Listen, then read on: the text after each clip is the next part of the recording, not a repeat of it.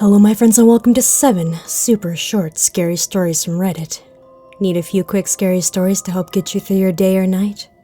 Well then this is the series for you. Here we have 7 super short scary stories posted by Reddit users.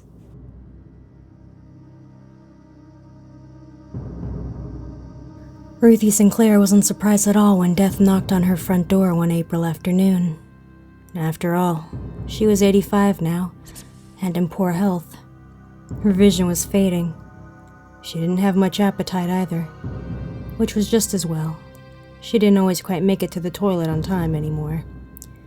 So when the tall, gaunt figure draped in black appeared at her door and beckoned with one skeletal hand, Ruthie merely sighed and took one last look around her house. It was a nice house. Ruthie and her husband had been well off, and he left her amply provided for.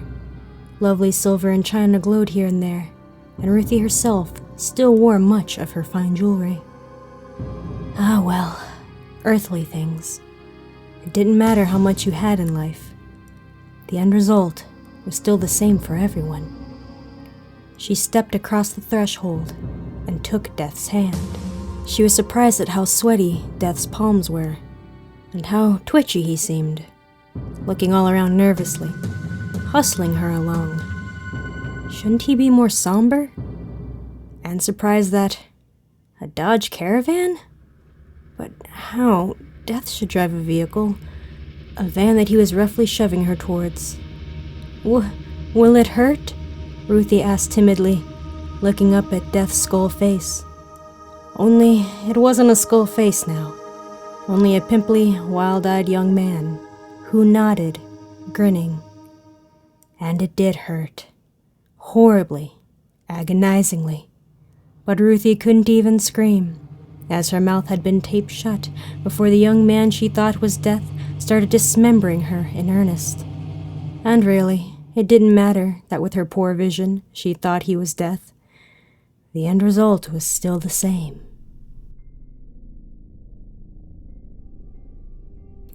Yeah, hello?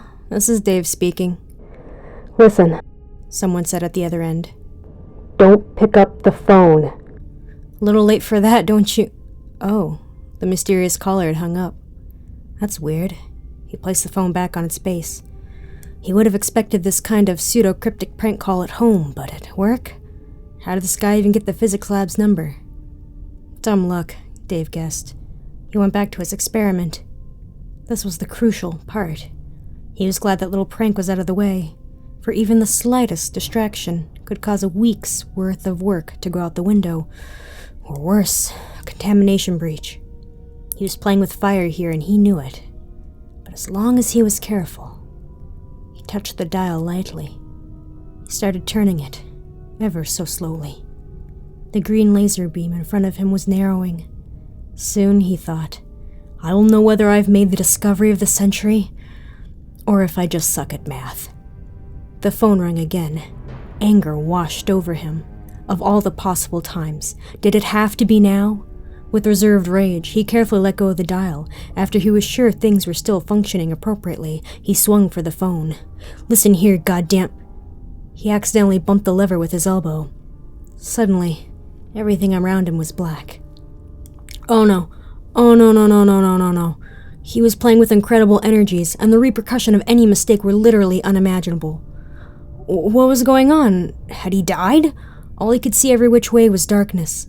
He could hear a hollow wind blowing, but that was it. Hello? Hello? He called. Hello? He shouted. No answer. He started walking. After a few minutes, he started running. He was panicking now. What was this vast emptiness? Was he ever going to make it out? He stopped to catch his breath. He must have been running for more than a half hour. Hello? He shouted once more. Nothing.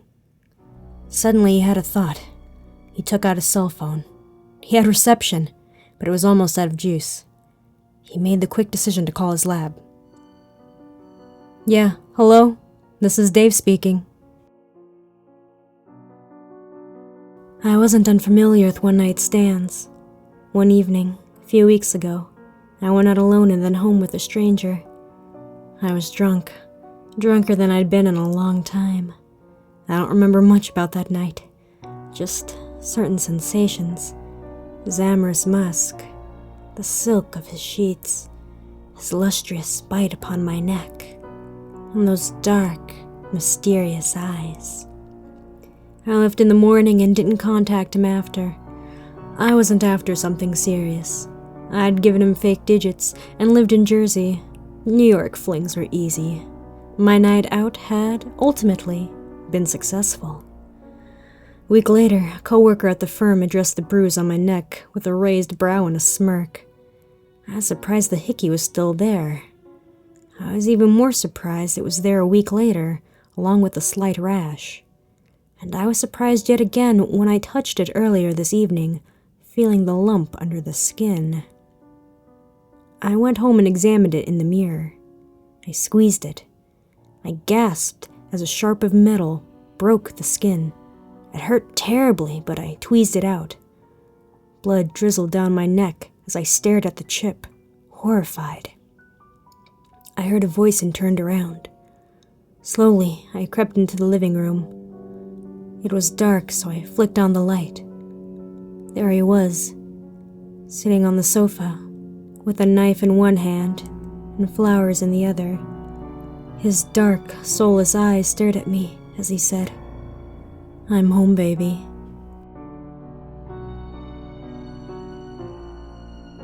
A 7-year-old is crouched by the tracks. A few yards away, a massive gray train is chugging towards him, putrid smoke spewing above it. The boy intends to hop on the train as a stowaway, just like the hobos in all of his favorite stories. A free lift to a newer, better life, away from mother's stupid rules, away from father's constant anger. As the engine approaches, he creeps out of the shrubbery, trotting beside the machine until he finds the rail within reach and pulls himself on board. It takes some effort, but soon he finds a small window barely enough to fit his small form. He squeezes himself inside and is met by a steep drop in darkness. A strange smell. Sweat, urine, and feces. Something foreboding hangs in the air above all that, the scent overwhelmingly stronger than the others. He quickly realizes that the car is cramped with people, though impossible to tell how many. It's a miracle he's landed on his feet and not on top of everyone. Cries erupt from where he fell, and by the light of the window above him, he sees that everyone is adorned in a filthy striped jumpsuit, far too big for their scrawny frames. A man beside him paws at his face, panicked. "Do you know what you're doing, you foolish boy? Don't you know where we're going?" He does not reply. His cheeks are growing hot in embarrassment. The man stifles a cry before leaning closer to the child. "This train is taking us to Auschwitz."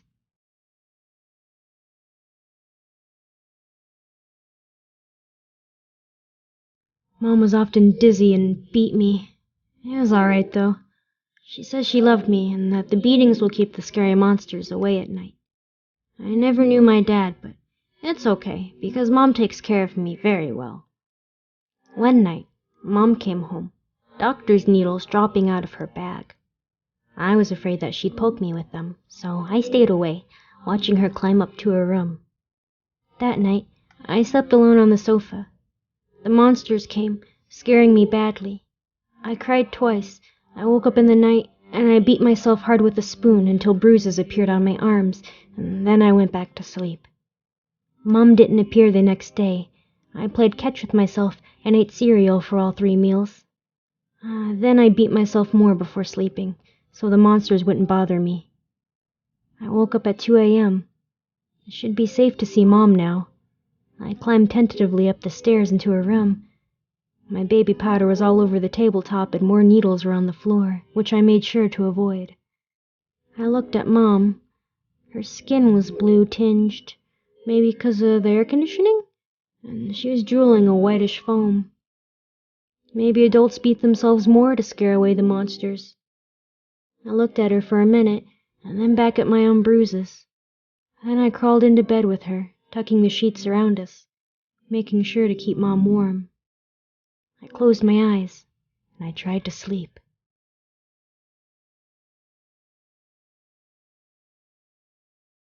When I was old enough to understand, Grandpa told me that he and my grandmother were archaeologists and that they traveled the world.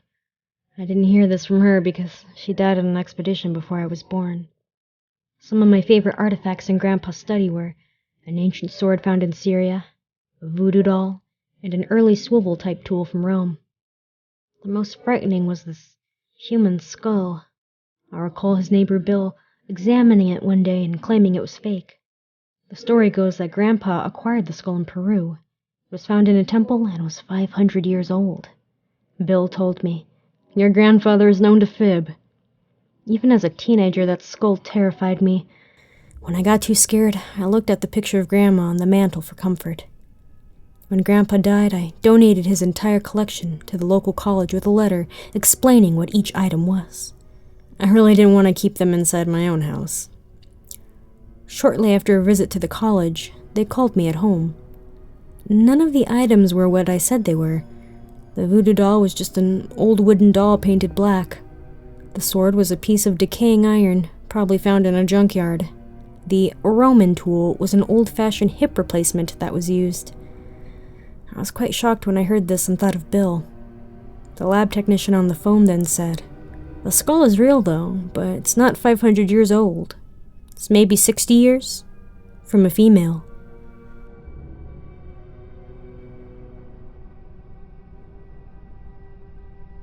The wildflowers, as we called them, were first discovered growing in modest clusters in remote areas.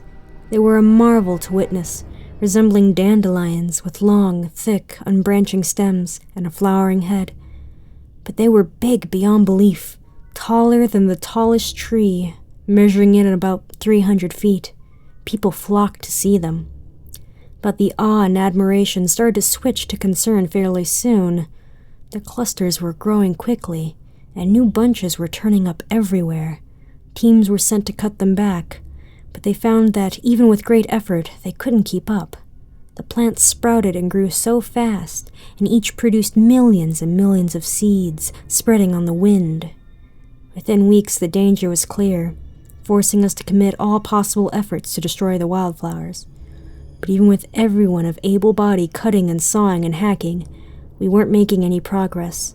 A quick calculation could show that they were already too numerous. No matter how hard we tried, we couldn't keep up with their multiplication. Our fight had become futile. Farmlands, towns, and cities were encroached upon and swept over.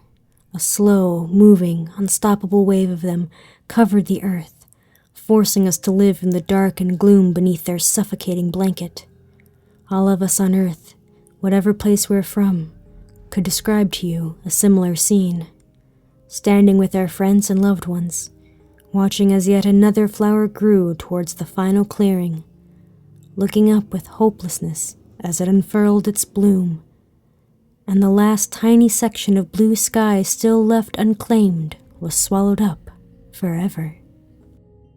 All of these stories were taken from a thread on Reddit. If you'd like to read these or other stories, the link is in the description below. That's all the time I have for today, my friends. I hope you're having a wonderful day or evening. I'm Amori. Now listen to the spooky tunes.